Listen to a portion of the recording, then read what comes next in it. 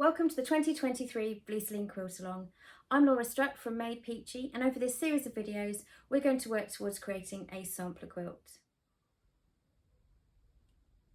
This 9-block sampler quilt features a selection of products from the Fleece-Lean quilting range, and each video will walk you through the process of start to finish to create each unique quilting block. Block number 5 in the sampler quilt is an appliqué motif, and this has been created using Bondaweb and F220. Block number 5 in the sampler quilt is an appliqué motif, and we're going to be using Bondaweb to secure the appliqué. So the supplies that we'll need are fabric for the background, some fabrics for the appliqué, and some Bondaweb to secure the appliqué.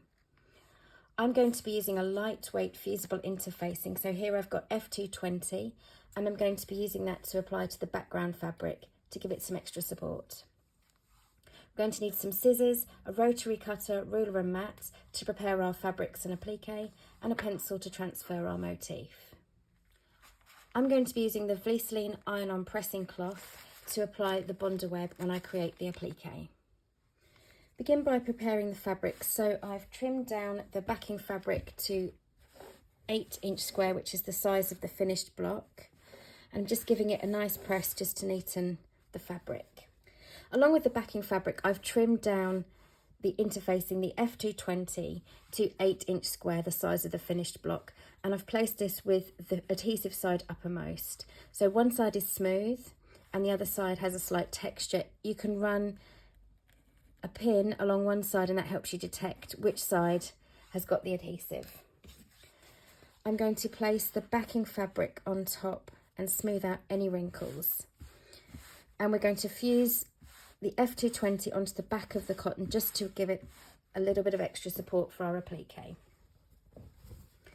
I'm going to cover the fabric and the interfacing with the Fleece-Lean iron-on pressing cloth. I've dampened this and it's got a transparent nature, so I can see the fabrics and I can see that nothing's drifted.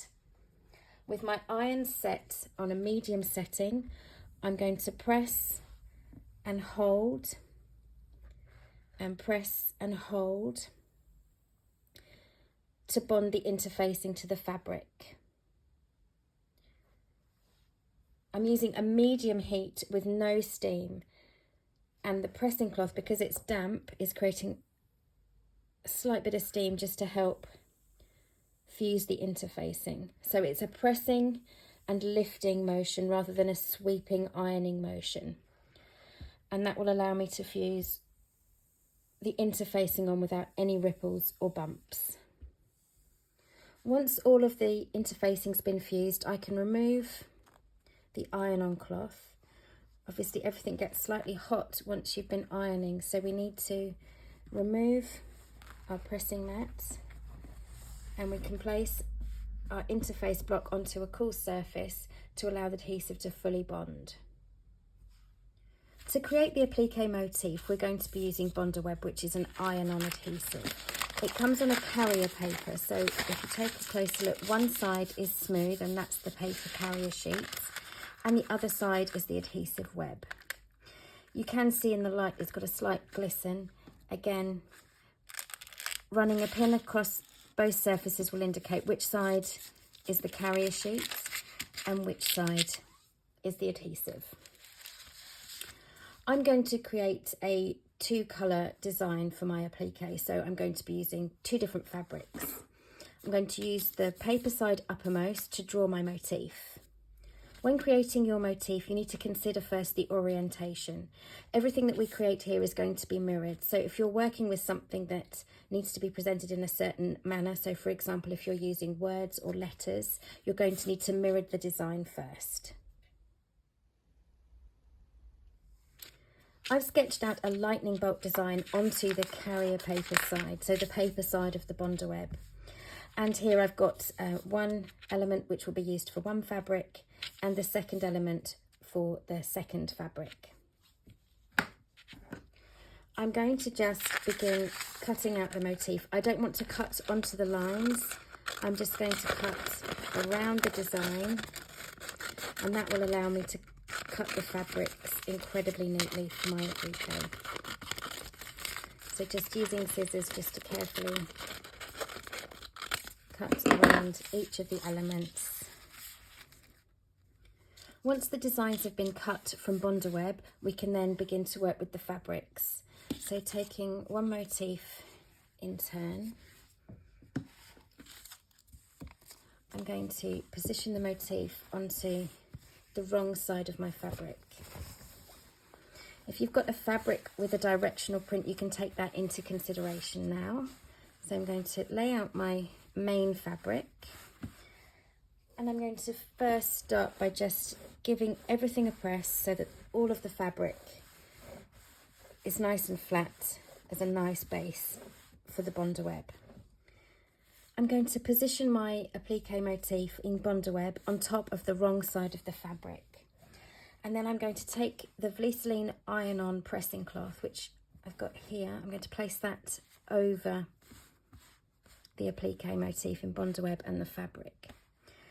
Now this cloth has been slightly dampened, which is great because it means that I can see that my motif is exactly where I want it. And I'm going to take my iron, we've got it on a medium heat, and I'm going to press and hold. I'm not working with any steam, it's the damp nature of the iron cloth that's just providing a little bit of moisture to help that adhesive to fix. So I'm pressing and holding, moving all the way across the design just to make sure that it's fully bonded to the fabric.